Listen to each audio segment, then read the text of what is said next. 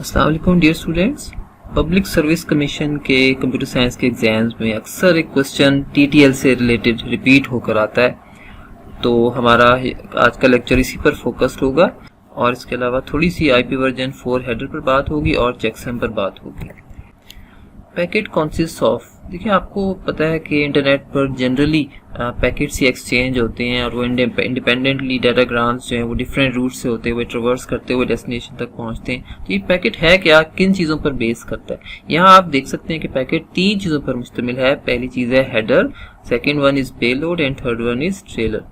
तो असल जो इन्फॉर्मेशन होती है पैकेट में, जो टेक्स्ट उसकी जो बॉडी है वो पेलोड कहलाती है और इसके अलावा कुछ कंट्रोलिंग इन्फॉर्मेशन होती है जो कि तमाम एक पैकेट को डिफरेंट राउटर्स से ट्रवर्स करते हुए डेस्टिनेशन तक पहुंचाने में जिन चीज़ों का रोल है, जो कंट्रोलिंग इन्फॉर्मेशन होती है वो फिर हेडर में होती है या फिर ट्रेलर में होती है। तो पेलोड जस्ट डाटा है जो असल में पहुंचाया जा रहा होता है। तो हेडर में कुछ कंट्रोलिंग इन्फॉर्मेशन, यहाँ देखिए हेडर में कुछ चंद एक फील्ड्स होती हैं, फील्ड 1, फील्ड 2, फील्ड 3, इस तरह से बहुत सारी फील्ड्स होती हैं। तो हर फील्ड के अंदर कोई ना कोई वैल्यू स्टोर होती है उस पैकेट से रिलेटेड। इसी तरह ट्रेलर में भी कुछ इन्फॉर्मेशन स्टोर की जाती है, इसमें भी कुछ फील्ड्स होती हैं। तो इसका यहाँ पर तो यहाँ आपको आइडिया हो गया कि एक पैकेट में 3 मेजर एंटिटीज हैं, हेडर, पेलोड और ट्रेलर। अब यहाँ पर देखते हैं पैकेट हेडर में क्या होता है। Packet header is a portion of N IP packet that precedes its body and contains addressing and other data that is required for it to reach its intended destination। देखिए IP packet का वो हिस्सा जो body से पहले आता है, payload से पहले आता है, और ये कुछ एड्रेसेस वगैरह, बेसिकली ये सोर्स एड्रेस और डेस्टिनेशन एड्रेस को कैरी कर रहा होता है। उसके अलावा भी कुछ इन्फॉर्मेशन होती है जो इसको इंटेंडेड डेस्टिनेशन तक पहुंचाने में हेल्प करती है। और नीचे बताया गया पेलोड मीन्स डाटा और बॉडी ऑफ पैकेट। यहाँ आपको आईपी वर्जन 4 का हेडर दिखाया जा रहा है और ये 32 बिट्स का होता है और यहाँ आपको डिफरेंट फील्ड्स भी नज़र आ रही हैं, लेकिन ये बज़ाहिर आपको कम्प्लेक्स सा नज़र आ रहा है, लेकिन हमने चंद एक चीज़ों को ही देखना है। एक हमने टीटीएल को फोकस करना है, दूसरा हमने चेकसम को, 16 बिट का चेकसम। चेकसम क्या होता है ज़रा हम देखेंगे। यहाँ पर जो मेन फील्ड्स है ना, बहुत सारी फील्ड्स के अलावा जो मेन फील्ड है वो आपकी एक 32 बिट का सोर्स आईपी और 32 बिट का डेस्टिनेशन आईपी। अब हम ज़रा नेटवर्क का एनवायरनमेंट स्टडी करते हैं। आपको पता है दुनिया में इंटरनेट राउटर्स का एक जाल बिछा हुआ है और तमाम ये जो राउटर्स हैं आपस में लिंक्ड हैं और आपस में कुछ कंट्रोलिंग इन्फॉर्मेशन एक्सचेंज करते हैं। हर वक्त डिफरेंट राउटर्स जो हैं ये एक दूसरे के साथ लिंक्ड रहते हैं, इंटरैक्ट करते हैं और अपने जो एक राउटिंग टेबल है उसको अपडेट कर रहे होते हैं। अब आप देखें ये एक नोड है, इस नोड ने इस दूसरे नोड को अगर पैकेट सेंड करना है तो ये डिफरेंट रूट से होता हुआ यहाँ तक पहुँच सकता है, डिफरेंट डायरेक्शंस ले सकता है। अब फॉर एग्जांपल ये डिपेंड करता है अब ये राउटर्स जो हैं ये किस प्रोटोकॉल को में रहते हुए उस पैकेट को ट्रवर्स करवाते हैं, तो ये डिपेंड करता है उस प्रोटोकॉल को जो ये प्रोटोकॉल ये फॉलो कर रहे हैं। अब सवाल ये पैदा होता है कि एक पैकेट यहाँ से रवाना हुआ, फॉर एग्जाम्पल वो इतने सारे राउटर्स में वो घूमता फिरता ही रहेगा हमेशा के लिए, या वो कहीं जाकर टर्मिनेट भी होगा? ठीक है, अब ये सवाल है कि इसको कैसे राउटर डील करेंगे। एक राउटर है क्या वो हमेशा इसी में ही अगर वो लूप में अगर घूमता रहे तो फिर तो वो सारे इन लूप्स, इन राउटर्स की एनर्जी जो है वो कंज्यूम करता रहेगा, तो उसको कहीं जाकर डिस्कार्ड भी तो होना चाहिए। ठीक है, तो वो डिस्कार्ड कैसे होगा, हम उसी की तरफ जा रहे हैं। तो वो उसी के लिए है बेसिकली टीटीएल, जिसे हम कहते हैं टाइम टू लिव। और ये टाइम टू लिव क्या है ये हम आगे फर्दर 1-2 स्लाइड में एक्सप्लोर करते हैं। अब इस राउटिंग नेटवर्क में एक पैकेट कोई भी रूट जो अडॉप्ट कर सकता है। सपोज वो आपका इस चैनल से भी आ सकता है, वो आपका ये चैनल भी ले सकता है, वो आपका इस वाले चैनल से भी आ सकता है। अब हम यहाँ अज्यूम कर लेते हैं कि आपके राउटिंग पैकेट्स जो हैं वो इस वाले जो मैंने एरोज दिखाए हैं वो यहाँ से इस तरह से होते हुए आपके इस नोड तक पहुँच रहे हैं। अब आप जरा देखिए यहाँ पर कितने उसने राउटर्स को ट्रवर्स किया, राउटर 1, 2, 3, 4 एंड 5, टोटल उसने 5 राउटर्स को ट्रवर्स किया। अब मैं यहाँ आता हूँ टीटीएल पर, थोड़ा सा आपको आइडिया हो गया। TTL stands for time to live. अब अज्यूम कर लें कि इस वाले सिस्टम ने जो पैकेट जनरेट किया तो उसमें उसने टाइम टू लिव की TTL की जो वैल्यू थी वो 6 अगर रख दी ठीक है। तो 6 से मुराद है कि जब भी वो आपका डिफरेंट नोड्स ट्रेवर्स करेगा, हर नए राउटर पर इस TTL की जो एक वैल्यू है वो कम हो जाएगी। यानी इस फर्स्ट राउटर ने इस TTL की वैल्यू को 5 कर दिया, फिर सेकंड राउटर ने इस TTL की वैल्यू को 4 कर दिया, और इस थर्ड राउटर ने इस TTL की वैल्यू को 3 कर दिया। यहाँ पर ये वैल्यू TTL की 2 हो जाएगी, यहाँ पर 1 हो जाएगी। अब देखिए, अगर इसने TTL की वैल्यू 6 रखी थी तो इट मीन्स ये इन 6 राउटर्स में या 6 लिंक्स में रहते हुए इस नोड तक पहुंच गया, सही सलामत पहुंच गया। लेकिन अगर ये 5 रख लेता या ये 4 रख लेता TTL की वैल्यू, तो ये ऑब्वियसली यहाँ पर पहुंचकर ही ये डिस्कार्ड हो जाता, ये इसको ड्रॉप कर दिया जाता। तो TTL बेसिकली इंश्योर करता है कि आपका जो पैकेट है वो हमेशा के लिए भटकता ना रहे इस नेटवर्क में, वो कहीं ना कहीं जाके लाजमी उसको कोई राउटर डिस्कार्ड कर दे। तो हर राउटर बेसिकली उस पैकेट हेडर में से TTL की वैल्यू को स्टडी कर रहा होता है, मॉनिटर कर रहा होता है। तो वो अगर 0 पर आ जाए तो फिर वो उससे आगे वो नहीं जाने देता, फॉरवर्ड नहीं करता, और उसको वहीं पर वो ड्रॉप कर देता है। अब यहाँ TTL को डिफाइन किया गया। TTL refers to the amount of time or hops that a packet is said to exist inside a network before being discarded by a router। यानी TTL amount of time है या फिर number of hops है, जो कि एक packet जो है कि कितनी देर तक वो एक नेटवर्क में रहेगा इससे पहले कि वो राउटर के जरिए डिस्कार्ड कर दिया जाए या ड्रॉप कर दिया जाए। यानी ये कोई नंबर, यानी ये अमाउंट ऑफ टाइम भी हो सकता है कि भाई ये 1 घंटे तक रह सकता है नेटवर्क में, या ये आधे घंटे तक 30 मिनट्स तक रह सकता है, या फिर ये तादाद भी हो सकती है हॉप्स। हॉप्स कहते हैं कि कितने लिंक्स ये ट्रेवर्स कर सकते हैं। इस तरह अभी हमने देखा 6 थे, 6 हॉप्स ये ट्रेवर्स कर सकता था, 6 लिंक्स या 6 राउटर्स ही ये सिर्फ ट्रेवर्स कर सकता था। तो ये तादाद भी हो सकती है और टाइम भी हो सकता है। इस स्लाइड में इसी कॉन्सेप्ट को ज़रा फर्दर मैंने इलैबोरेट किया और आप इसको रीड कर सकते हैं कि बेसिकली यहाँ पर एक रिस्क इन्वॉल्व है कि वो हमेशा के लिए कहीं वो राउटर टू राउटर कहीं वो इनफाइनाइट लूप में ना आ जाए। तो इसको डिस्करेज करने के लिए इस TTL की वैल्यू को सेट किया जाता है, और इससे क्या होता है, आपकी जो मिटिगेट हो जाती है, कम हो जाती है, आपकी जो पॉसिबिलिटी है मिसमैनेजमेंट की वो कम हो जाती है। Packets are designed with an expiration, यानी पैकेट्स की एक एक्सपायरेशन आ जाता है, टाइम आ जाता है, इसकी वजह से पैकेट लाजमी डिस्कार्ड हो जाता है, एक श्योरिटी हो जाती है।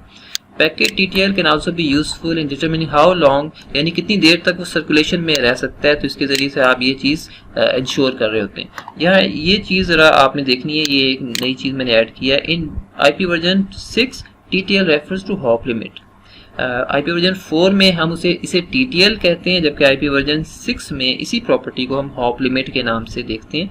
IP वर्जन 6 आजकल चल रहा है और IP वर्जन 4 ऑब्सलीट हो गया, क्योंकि आपको पता है दुनिया में इतने ज़्यादा IP एड्रेसेस हैं, वक्त के साथ साथ बढ़ रहे हैं। तो जो लिमिट है वो IP एड्रेसेस की वो जस्ट 4 बिलियन तक की सपोर्ट कर सकती थी आपके IP वर्जन 4, जबकि वर्जन 6 में कहीं ज़्यादा लिमिट को, क्योंकि ये 128 बिट का होता है IP वर्जन 6, तो कहीं ज़्यादा आप सपोर्ट कर सकते हैं इसमें नंबर ऑफ IP एड्रेसेस। इस डायग्राम में यहाँ दिखाया गया कि अगर क्लाइंट ने TTL की वैल्यू 1 सेट की है तो सिर्फ एक ही राउटर के बाद इसको डिस्कार्ड कर दिया जाएगा, ये दूसरे तीसरे राउटर पर नहीं जाएगा। अगर टाइम टू लीव TTL को 2 सेट किया जाए तो ये यहाँ पर आकर डिस्कार्ड हो जाएगा। TTL को अगर आप 3 पर सेट करेंगे तो ये यहाँ आकर डिस्कार्ड हो जाएगा, और अगर 4 करेंगे तो फिर ही जाकर ये आपका पैकेट जो है ये डेस्टिनेशन पर रिसीव होगा। तो यहाँ आप देख सकते हैं कि इस सिस्टम ने जब पैकेट जनरेट किया तो TTL 6 के साथ पैकेट जनरेट किया, और ये इस राउटर ने TTL की वैल्यू 5 कर दी, यहाँ इसने 4 कर दी, 3 कर दी, इसने 2 कर दी, इसने 1 कर दी, और यहाँ से TTL 0 के साथ पैकेट आपका निकल रहा है। और ये इस वाले राउटर पर जब आपका पैकेट पहुंचता है तो जाहिर है 0 था और ये आगे सेंड नहीं कर सकता, तो इसको अल्टीमेटली इसको ड्रॉप करना पड़ता है पैकेट, यहाँ पैकेट ड्रॉप हो जाता है और इसको डिलीवर नहीं होगा। ये सेम कॉन्सेप्ट है, जरा डिफरेंट तरीके से मैंने एक्सप्लेन किया। देखिए TTL का कॉन्सेप्ट डिफरेंट जगहों पर यूज होता है और बिल्कुल इसी तरह के कॉन्सेप्ट है वहां पर भी। फॉर एग्जांपल आपने देखा पैकेट हेडर में नंबर ऑफ हॉप्स होते हैं कि इतने नंबर ऑफ हॉप्स के बाद पैकेट ड्रॉप कर दिया जाएगा, लेकिन यहाँ पर DNS TTL एक्सप्लेन किया गया। DNS stands for domain name service, और आप जब कैशे से उठाते हैं कोई अक्सर पेजेस वेब पेजेस उठा रहे होते हैं तो वहां पर, या फिर डीएनएस सर्वर की कुछ एंट्रीज होती हैं, तो वो बेसिकली कैशे में कुछ देर के लिए आपका पेज स्टोर किया जाता है। अब वहां पर लिमिट होती है, आप टीटीएल की जो भी वैल्यू सेट कर देंगे तो उतनी देर के बाद, उतनी देर तक वो वैल्यू वहां पर या वो पेज वहां पर रहेगा, अदरवाइज उसको डिस्कार्ड कर दिया जाएगा या फिर वैल्यू या वो पेज को रिफ्रेश किया जाएगा। तो इस तरह से टीटीएल की डिफरेंट जगहों पर वैल्यूज जो है वो यूज की जाती हैं। इस तरह से टीटीएल की एप्लीकेशन जो है वो ब्रॉड है। बिल्कुल इसी तरह जब आप अपने कंप्यूटर से पिंग कर रहे होते हैं किसी राउटर या सर्वर को, तो वहां भी टीटीएल की वैल्यू यही पर्पस सर्व कर रही होती है, और वो उतने हॉप्स के बाद आपका पैकेट वापस आ जाता है, और इस तरह से आपको पता लग जाता है कि क्या वो सिस्टम एक्टिव है या नहीं है, या वो कोई पोर्ट जो है वो ओपन है या नहीं है।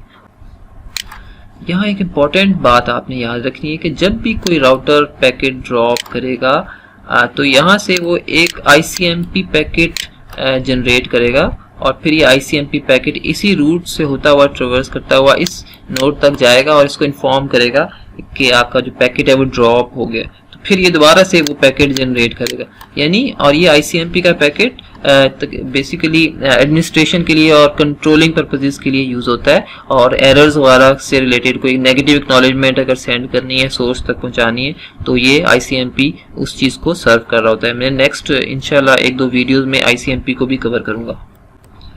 नेक्स्ट है चेकसम, और चेकसम का बड़ा इंपॉर्टेंट कॉन्सेप्ट है पैकेट ट्रांसमिशन के पॉइंट ऑफ व्यू से, कम्युनिकेशन पॉइंट ऑफ व्यू से। क्योंकि देखिए जब भी आप डाटा ट्रांसफर होता है, आपका एक नोड दूसरे नोड को डाटा ट्रांसफर करता है, तो अक्सर ऐसा होता है कि आपका डाटा करप्ट हो जाता है। तो इस चीज़ को इंश्योर करने के लिए कि डाटा करप्ट ना हो, और जो आपका रिसीविंग नोड है वो कैसे इस चीज़ को इवेल्युएट करता है कि डाटा या पैकेट उसको करप्ट रिसीव हुआ है, तो वो चेकसम की कैलकुलेशन कर रहा होता है। जो सोर्स साइड पर जो चेकसम की कैलकुलेशन हुई, अगर वो मैच नहीं करती डेस्टिनेशन साइड पर चेकसम से, अगर वो मैच नहीं करती, तो फिर वो समझ जाएगा डेस्टिनेशन नोड के लाजमी कोई ना कोई प्रॉब्लम हुई है, कोई इसमें बिट्स जो हैं वो करप्ट हुई हैं।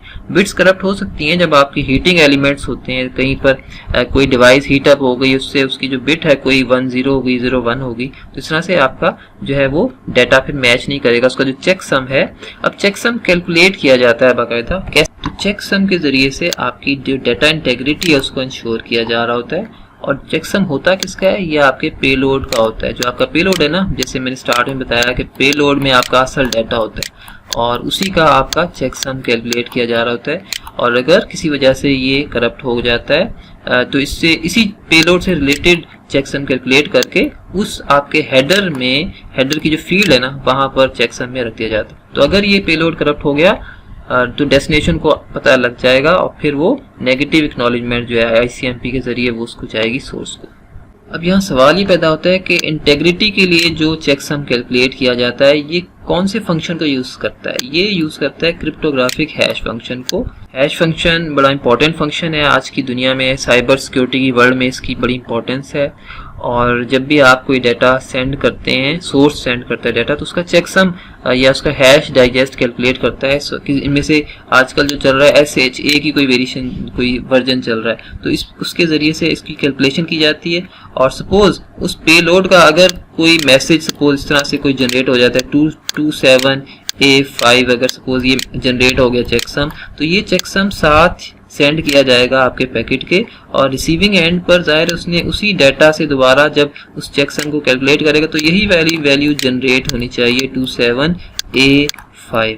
और अगर ये रिसीविंग एंड पर ये वाली वैल्यू जनरेट नहीं होती सपोज, तो फिर वो समझ जाएगा कि इसका चेकसम करप्ट हुआ है या ये पैकेट करप्ट हुआ है, इसका पेलोड, तो वो फिर नेगेटिव एक्नॉलेजमेंट भेजता है सोर्स को, फिर वो दोबारा से रीसेंड करता है।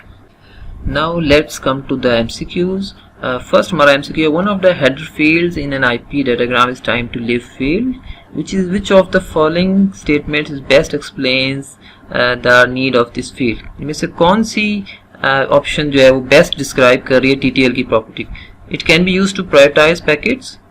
No, हम प्रायोरिटी के लिए यूज नहीं करते इसको। It can be used to reduce delays। No, it can be used to optimize throughput। No, it can be used to prevent packet looping। Yes, हम इसको पैकेट लूपिंग को प्रिवेंट करने के लिए यूज कर रहे होते हैं। सो the answer is D. Next, the TTL field has value 10। अगर सपोज कर लें TTL की वैल्यू सेट की गई है 10, how many routers can process this datagram, तो मैक्सिमम कितने राउटर इसको प्रोसेस कर सकते हैं? तो आप देखें 11 कर सकते हैं, ऑब्वियसली नो, 5 नो, 10 यस, आपके डी नो, तो it means the answer is C, आपके जस्ट 10 ही राउटर्स जो हैं वो उसको प्रोसेस कर सकते हैं, आप इसको देख सकते हैं। Next, TTL is used to count the number of dash hops from source to destination. It sounds good.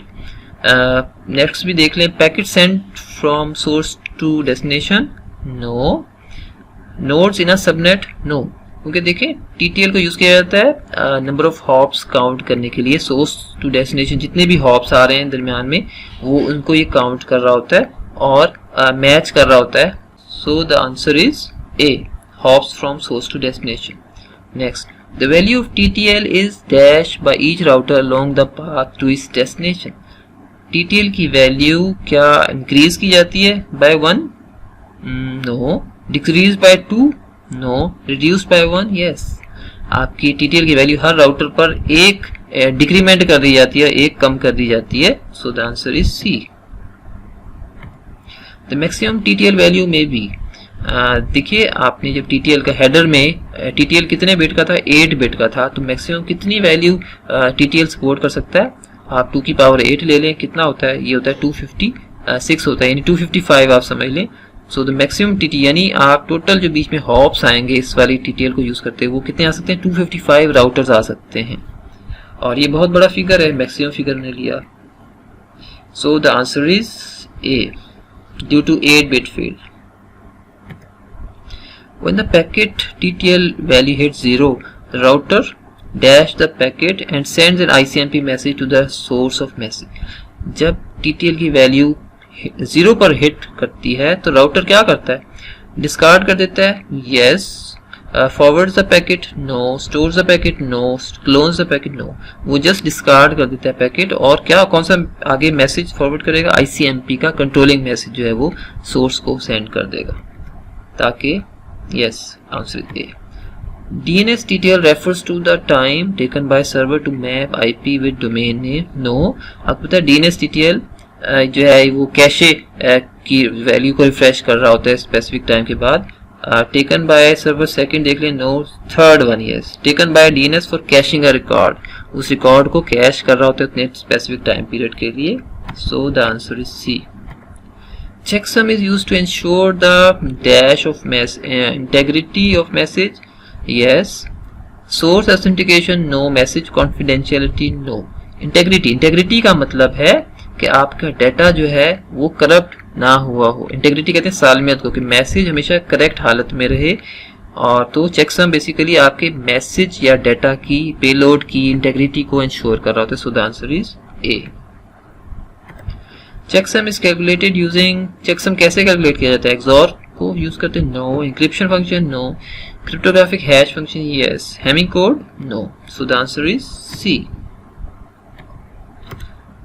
So that's it. इंशाल्लाह नेक्स्ट टाइम न्यू वीडियो के साथ हाजिर होऊंगा। थैंक यू, अस्सलाम वालेकुम।